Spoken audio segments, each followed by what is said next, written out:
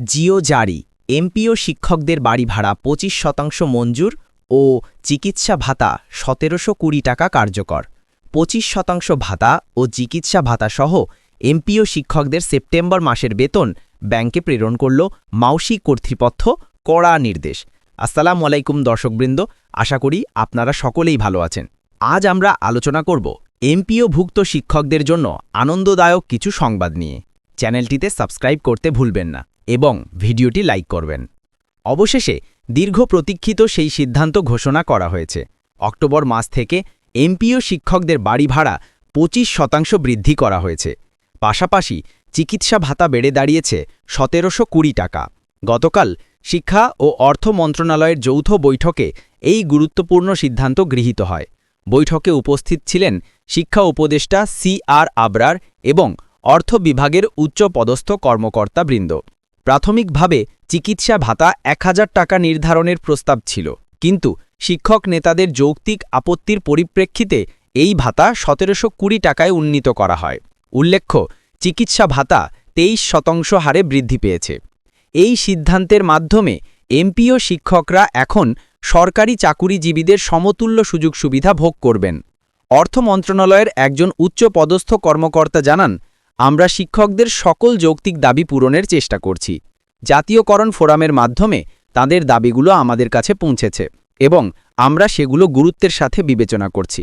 তবে দেশের অর্থনৈতিক অবস্থা ও বাজেটের সীমাবদ্ধতার কথা মাথায় রেখেই এই সিদ্ধান্তগুলো নেওয়া হচ্ছে।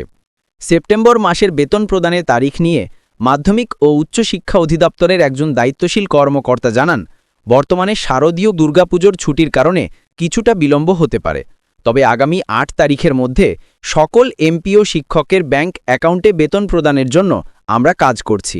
অর্থ মন্ত্রণালয় ইতিমধ্যে অনুমোদন দিয়েছে এবং এমপিও শিক্ষকদের সেপ্টেম্বরের বেতন প্রক্রিয়ন অর্থ মন্ত্রণালয় আজকে থেকে ঢুকবে।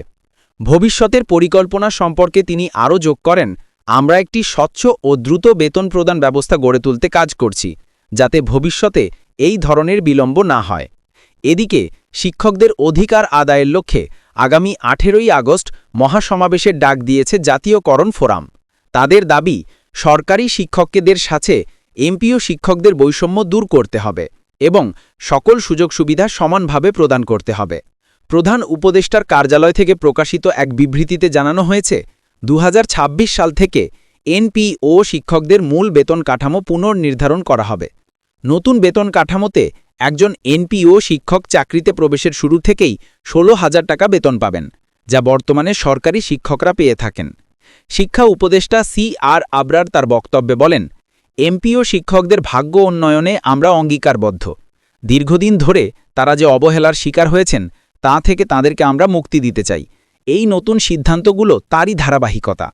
এই মাসের বেতন থেকেই এমপিও শিক্ষকরা বাড়ি ভাড়া ও চিকিৎসা ভাতা বৃদ্ধির সুবিধা পাবেন বলে নিশ্চিত করা হয়েছে। এই উন্নয়ন এমপিও শিক্ষকদের জন্য একটি গুরুত্বপূর্ণ মাইলফলক হিসেবে বিবেচিত হচ্ছে।